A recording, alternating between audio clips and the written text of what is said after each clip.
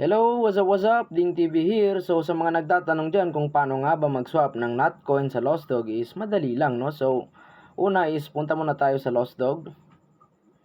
Ayan, pag nandito na tayo, punta tayo sa Bones. So kapag nandito ka na sa Bones is mapapansin mo dito swap for 400 Notcoin. So ang equivalent yan is 100 Bones, no? Kapag meron kang 400 na Notcoin, ang katumbas niyan na makukuha mo is 100 Bones. So, kung hindi umabot ng 400 yung Notcoin mo, like for example, ipagpalagay natin meron kang 100 Notcoin. So, pwede mo namang bawasan, no? Ayan.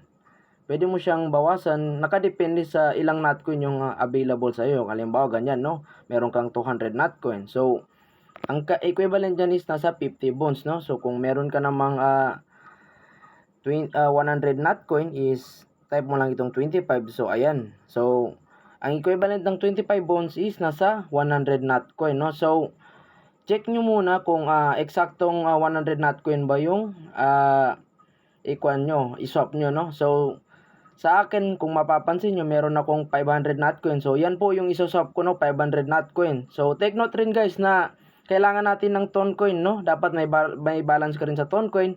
Kasi nga, may gas fee, no? Gamit yung Toncoin na I think nasa 0.60 US dollar something, ganyan, no? So, dapat talaga meron kang Toncoin kung magsaswap ka ng Notcoin sa Lost Dog. So, punta na tayo sa Lost Dog, no?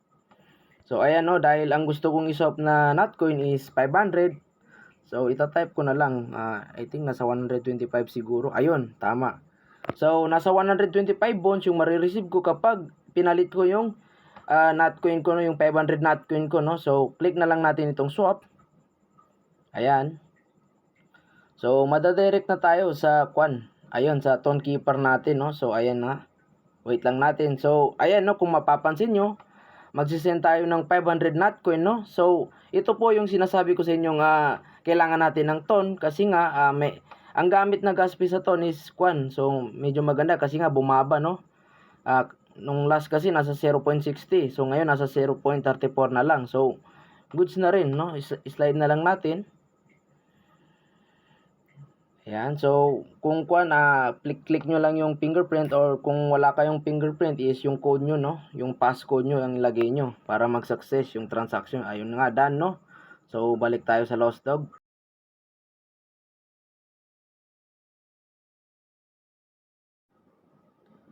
So, yun nga po, no? Pumasok na po yung bones na sinwap natin sa Notcoin kanina, no? So, suggestion ko lang po kapag magsuswap ka ng Notcoin into bones is wag mong i-refresh or di naman kaya ibabag yung Lost Dogs mo kasi nga may tendency na baka hindi pumasok or hindi papasok yung bones mo. So, mas maigi nang hintayin mo na lang na pumasok yung bones bago mo galawin itong si Lost Dogs, no? So, kapag ganyan na, pumasok na yung bones mo is pwede ka nang mag-boot, no? So, dito, ang question dito is, what role will Genghis Gap play in the resistance?